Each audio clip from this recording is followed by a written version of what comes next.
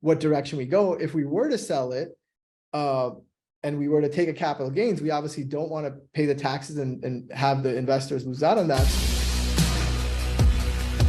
Move on to something else. Are you doing 1031 exchanges?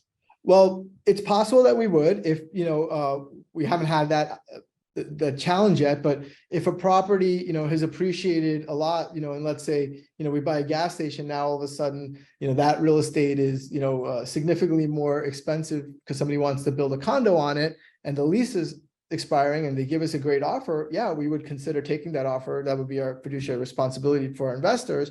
A lot of the times we want to, have that person re-sign another lease, which many times they do, but, the markets will determine what direction we go. If we were to sell it, and we were to take a capital gains, we obviously don't want to pay the taxes and have the investors lose out on that. So, 1031 exchange would likely be the way we would go.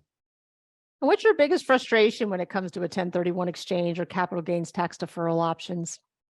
Exactly that, having to execute it. So, I think that's something that we would, we don't want to mess that up because messing that up is extremely costly.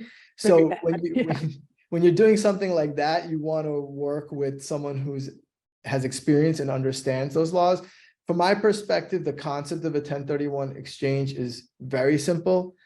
From my understanding, the details and the execution of that is way more complicated. So we understand it. We'd like to make sure that we execute it. Excellent. Yeah. I mean, that's what we're doing here, the Capital Gains Tax Solutions podcast. And, even with the Expert Commercial Real Estate's, Secrets podcast is really helping educate people about, what some of the other options are when you have highly appreciated assets and how do you sell them and continue to defer those capital gains taxes. I don't know if it's exactly on point here, but it's just kind of what came to mind. And I know a lot of our listeners are very attuned to that.